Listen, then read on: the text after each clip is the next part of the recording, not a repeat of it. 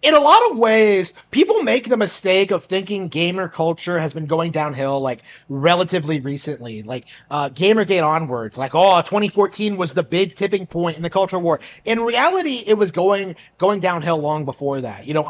I've specifically stated that gaming took a huge nosedive in 1997 when Final Fantasy VII came out on PlayStation, and third parties genuinely thought they would be able to put Nintendo out of business by throwing all their weight behind PlayStation, and that led to the serious decline in software and original franchises from gaming studios that still continues to this day. Right? People don't like admitting the PlayStation was a platform built on corruption and lies and like backroom deals, but that's the reality of the situation, right? Gaming has been bad for a long, long, long time, but most people like turned a blind eye to it until it became unbearable, right?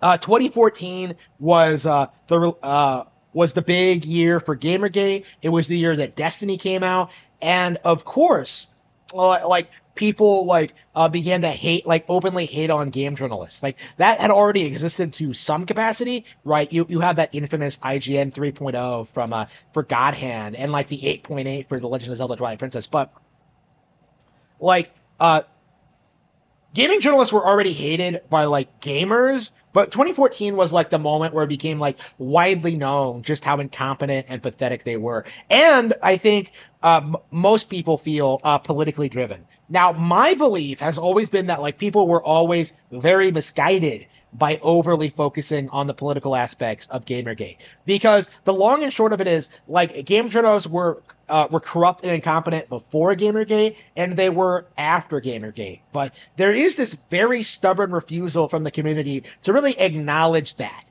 Right, when people like want to prop up something like Elden Ring and Baldur's Gate 3, they'll do it. Right, they'll worship those games. Like they'll suck those tiny cocks until there's nothing more to suck. Right, they will do everything they possibly can to hype those up as masterpieces.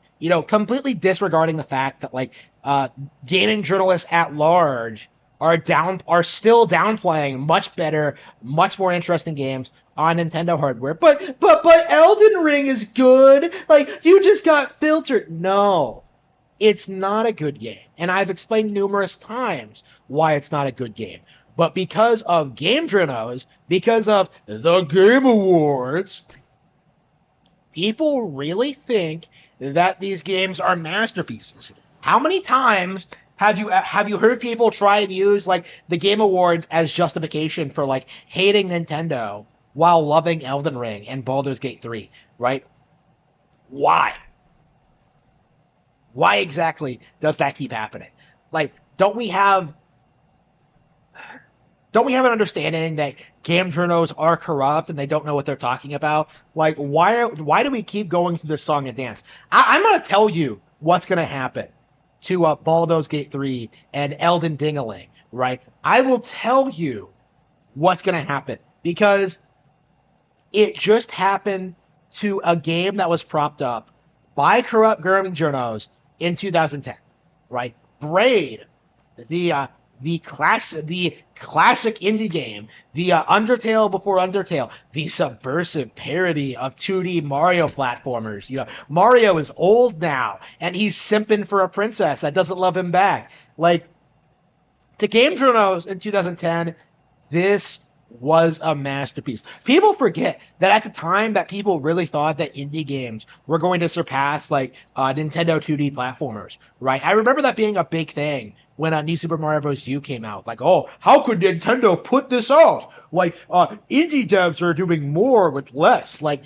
again, Braid was hyped up as an absolute masterpiece among the game journals of yesteryear, right? It was a phenomenon. It was like the poster child for classic video game for indie games. It was like a huge phenomenon. People loved it. They couldn't get enough of it. They worshiped Braid. They loved Braid. It was the greatest game ever. Like, it was so good, man. Like, yeah, like, again, you could not go anywhere without seeing people like worship Braid at the time.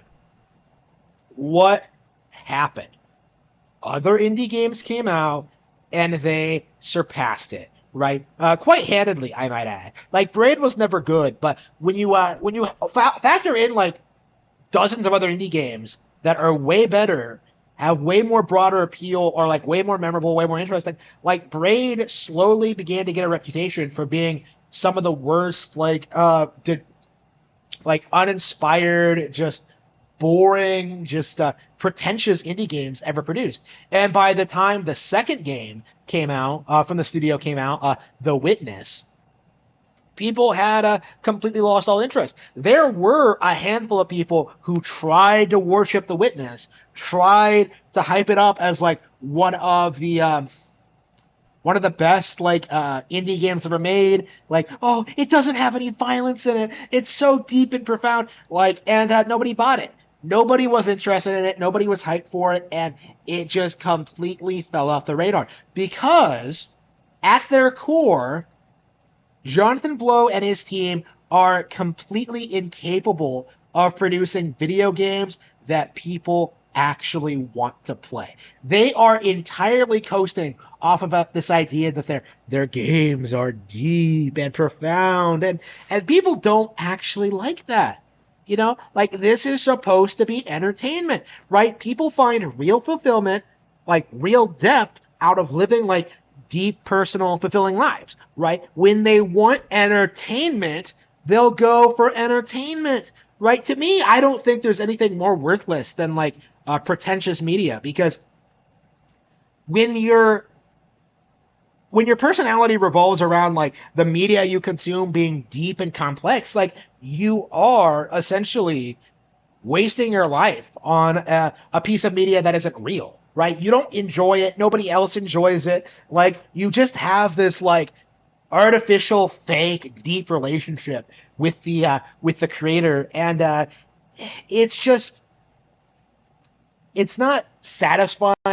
It's not good game design. It's not what I love about video games. It's not what anybody likes about video games, right? You know, Jonathan Blow is the poster child of what like every indie game dev like wants to be like. You know, Toby Fox is like this.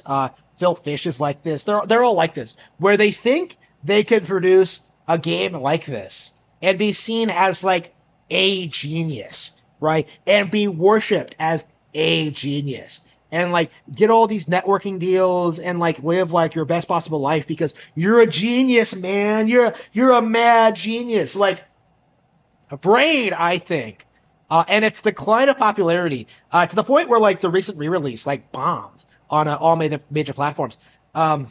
Braid, I think, is a really good testament as to how these kind of products are going to be viewed 10, 20 years from now, right? This is what Dark Souls is going through now. This is what like games like that are going through now, where as these games get older and the people who grew up on and worshiped them and the creators start like dying off and like pursuing other interests and like forgetting about the game entirely, like you're not going to ever have anyone come back, out of like the whole hype cycle thing and like play the game and think to themselves like, wow, this game is really really good. Jonathan Blow is a genius. He understands me really well. Like nobody is going to do that because Braid is simply not good enough.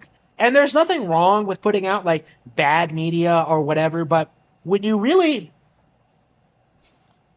present yourself as like some kind of auteur and like your reputation is built on being an auteur and people don't enjoy your product, then your game simply isn't good. Like you can't like hide behind this idea that like, it's because they don't understand it or they're plebs or whatever, bro. I play some of the most niche games in existence. Okay, I'm hyped for like Famicom Detective Club. I'm a fan of Sin and Punishment. I play stuff like Gradius 3. That game came out in '89.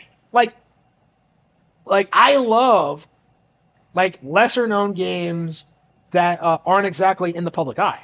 And I have no intention of playing Braid because I know in my core of cores that this game, much like all of its contemporaries, stuff like Undertale, stuff like Fez, is simply not all that entertaining and is not something I want to waste my time with. Like, this simply is not a very good video game, and the lack of interest in this re-release demonstrates that very, very well.